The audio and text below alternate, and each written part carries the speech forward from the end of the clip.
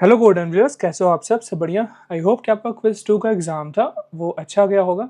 आज के वीडियो में हम डिस्कस करने वाले हैं जो आपका ओपीपी 1 अभी हाल में जो कंडक्ट हुआ था उससे रिलेटेड कुछ आईआईटी मद्रास का कुछ एनालिसिस का रिपोर्ट आया हुआ है। तो ये काफ़ी आपको इसमें एक ड्रास्टिक सा चेंज देखने को मिलेगा।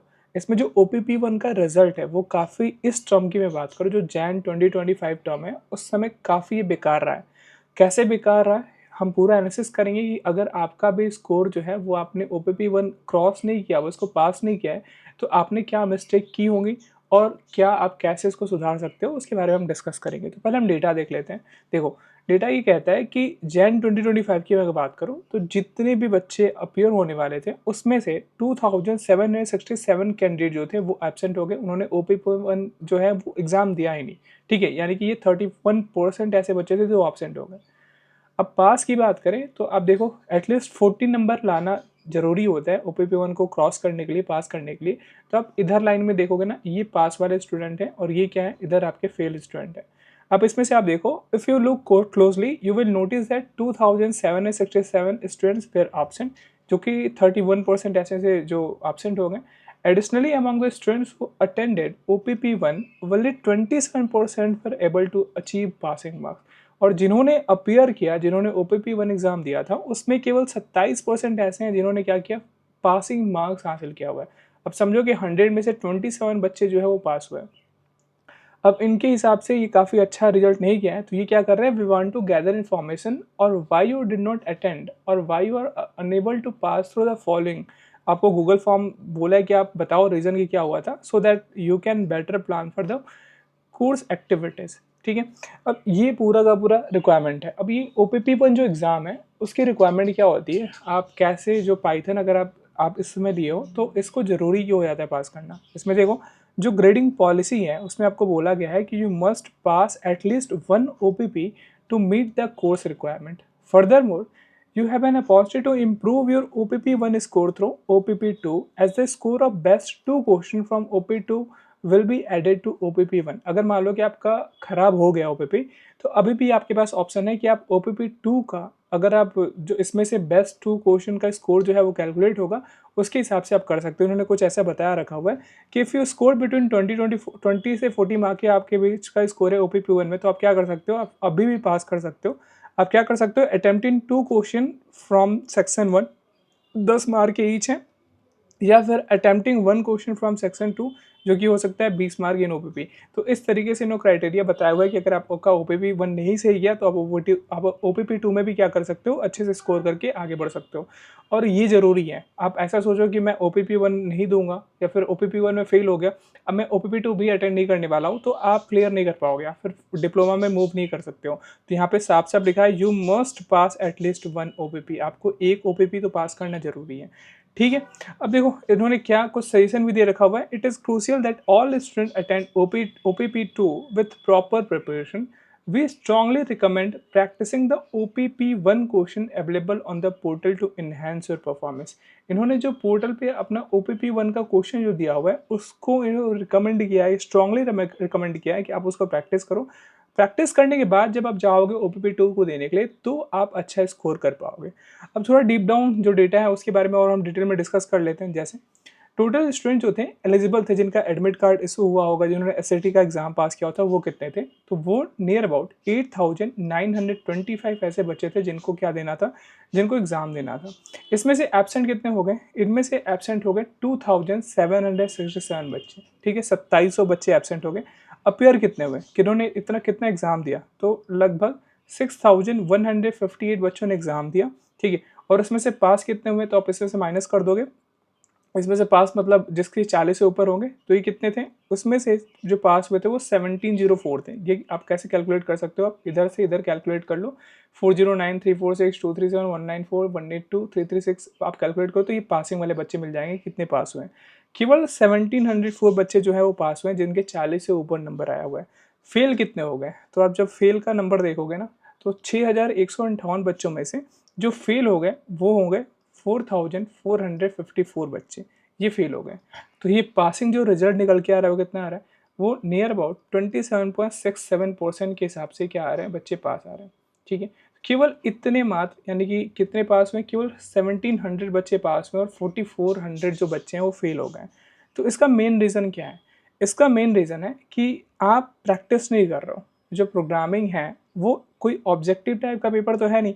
आपको कुछ प्रॉब्लम दी जाती है, कुछ प्रॉब्लम स्टेटमेंट दिया गया होता है, आप उसके बेसिस पे आपको कोड लिखना होता है। अब यहाँ पे आपको पूरा कॉन्सेप्ट भी पता होना चाहिए और केवल थ्योरी से नहीं चलेगा कि आपने थ्योरी पढ़ लिया आपका हो गया। आपको थ्योरी के साथ साथ कैसे इम्प्लीमेंट करना है वो आना चाहिए। और जब आप देखोगे, आपके जो कोर्स का डिज़ाइन देखोगे, उसमें आपको जो ग्रेडेड असाइनमेंट आते हैं वो तो दिया जाता है, जो कि एक ऑब्जेक्टिव टाइप का आता है, और साथ ही साथ आपको जो प्रैक्टिकल वाले क्वेश्चंस हैं जिनका आपको कोड लिखना होता है वो भी दिया गया होता है। लेकिन जो रीज़न है, जो मैं मानता हूँ रीज़न ज़्यादातर बच्चों के फेल होने का, वो ये है कि वो क्या करते हैं, वो ज़्यादातर बच्चे जो हैं, वो अभी तो नया कई सारे टूल्स आ गए हैं, चैट जीपीटी वगैरह, फिर कई और सारे मीडियम हैं, आप वहाँ से जाकर डायरेक्टली कॉपी पेस्ट कोड कर लेते हो और वो ग्रेडेड असाइनमेंट में सॉल्व करते हो। तो अगर आप ऐसा कर रहे हो तो आप कभी भी अपने प्रोग्रामिंग स्किल को आप डेवलप नहीं कर पाओगे। आप ओपीपी 1 अच्छा या फिर ओपीपी 2 जो है वो आप अच्छे से नहीं दे सकते हो।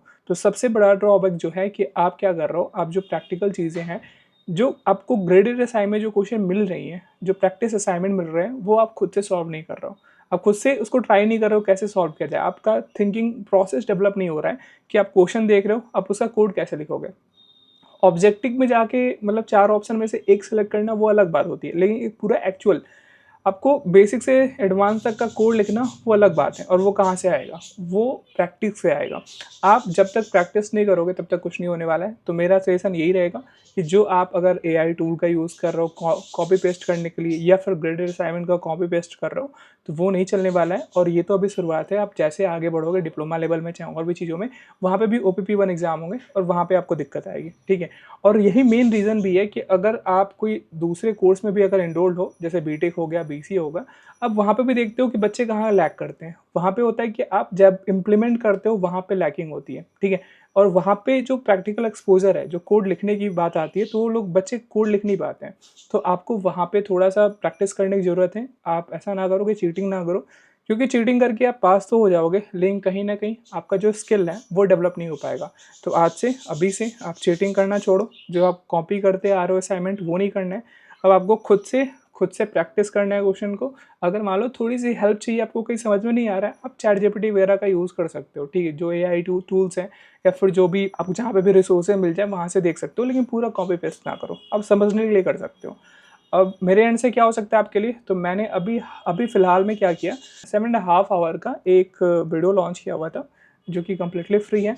इसमें सारे के सारे जो बेसिक से एडवांस लेवल तक हैं, जैसे आपका फंक्शन हो गया, मैप फंक्शन हो गया, फ़िल्टर हो गया, यहाँ तक के सारे लैम्ब्डा फंक्शन हो गया, यहाँ तक हमने सारे के सारे कॉन्सेप्ट क्लियर कर रखे हुए हैं। जो फाइल मैनेजमेंट है, उप्स है, एक्सेप्शन हैंडलिंग है, वो हम आगे डिस्कस कर रहे होंगे।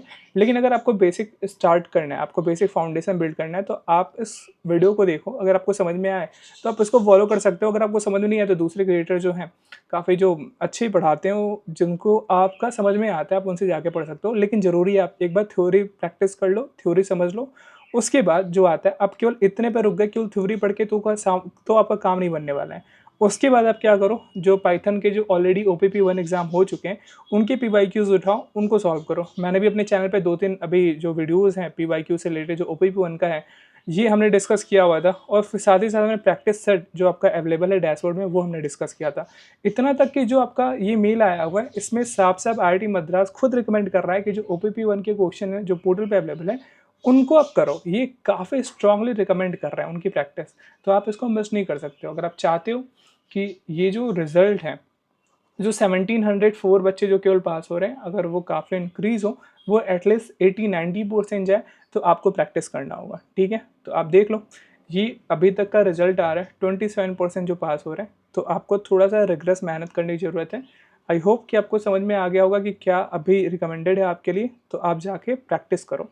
और सबसे बड़ी बात ये होगी कि आप क्वेश्चन पहले देख लो, ठीक है? क्वेश्चन को सामने रखो, आप वीएस कोड जो भी एडिटर यूज़ करते हो, आप वहाँ पे उसको ओपन करो।